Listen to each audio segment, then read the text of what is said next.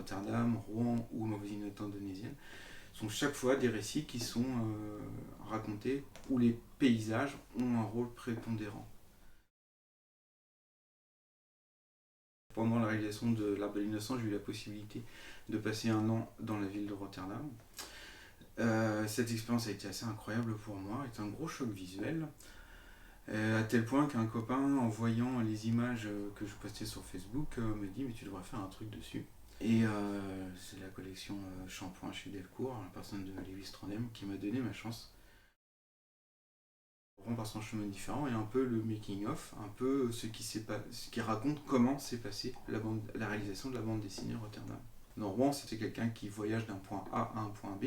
Il est complètement fou, il ne peut pas prendre deux fois le même chemin du point A ou du point B. Donc il prend chaque fois un chemin différent. Il y a toujours des repérages photos, croquis ou autres qui ont été faits dessus. Beaucoup de Rouennais n'ont pas reconnu leur ville. Ils se sont dit, tu racontes des bêtises, c'est pas Rouen qui est dessiné, ce bâtiment-là n'existe pas. Et c'était très troublant, parce que moi je savais qu'il existait, je l'avais vu, enfin, au contraire je faisais très attention pour avoir qu'il y ait des repères dans le dessin. Et c'est toute une réflexion aussi vis-à-vis comment la personne peut se repérer par rapport à son univers, à l'univers urbain. J'ai entendu dire que la meilleure manière de progresser, c'était ce que je conseille à tout le monde d'ailleurs, c'est de prendre un carnet de croquis et de faire des dessins. Mais bon, à l'époque j'étais vraiment super timide, etc. Donc dessiner des personnages, des gens, c'était très particulier parce que quand vous dessinez quelqu'un, vous l'agressez un peu, quoi. Alors qu'un paysage, ça pose aucun souci, quoi. Je me suis mis à dessiner énormément de paysages et donc avoir un dessin un peu difforme, c'est-à-dire que mes paysages plaisaient énormément aux gens. Et par contre, quand je dessinais les visages, ça n'allait vraiment pas, quoi. C'était vraiment une catastrophe, ça n'allait vraiment pas.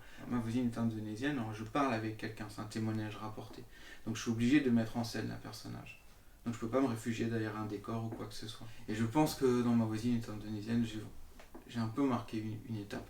Et c'est intéressant parce que ça permet justement de raconter d'autres histoires, etc.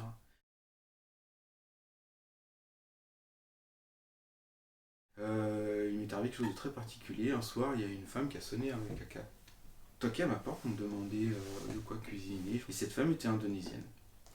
Alors cette femme, en fait, elle est traductrice la semaine et tous les week-ends, elle part découvrir la France par Mont et par vous. Et c'est ça qui était intéressant, c'est que cette femme peut être considérée comme une migrante, mais c'est pas quelqu'un qui a quitté son pays parce que son pays était en guerre, parce qu'elle était dans la souffrance, parce qu'elle cherchait une vie meilleure.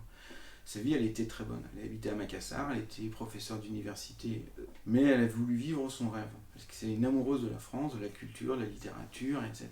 La plupart de ses voyages se faisaient pour découvrir justement les endroits qui faisaient l'objet de ses lectures en France, en Indonésie pendant ses études. Ça, il y a aussi une notion d'envie de voyager, de découvrir un endroit, etc., quoi, de vivre son rêve.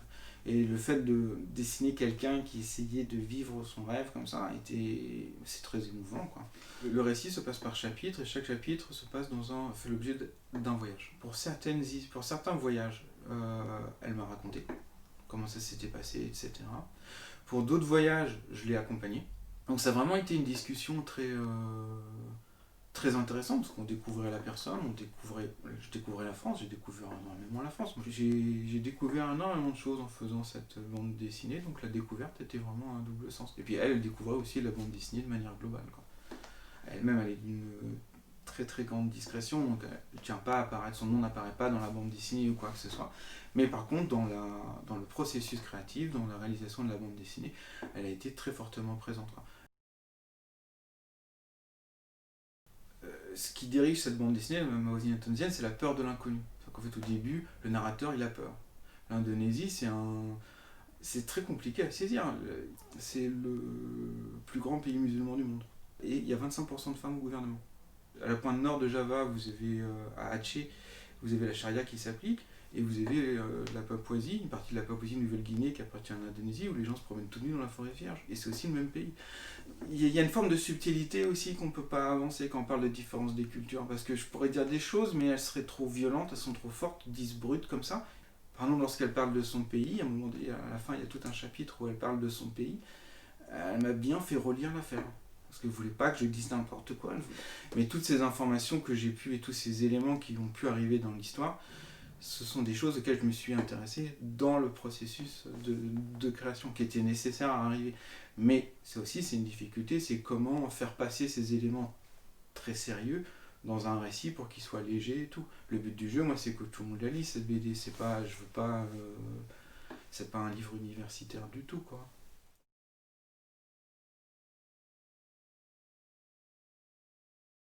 J'ai découvert beaucoup sur ce pays, j'ai découvert beaucoup sur la France, et j'aime beaucoup la bande dessinée quand on s'émerge dans un univers et qu'à la fois on découvre énormément de choses soi-même et qu'après on les fait découvrir aux autres. Je trouve ça, ça vaut le coup, c'est vraiment chouette. Voilà.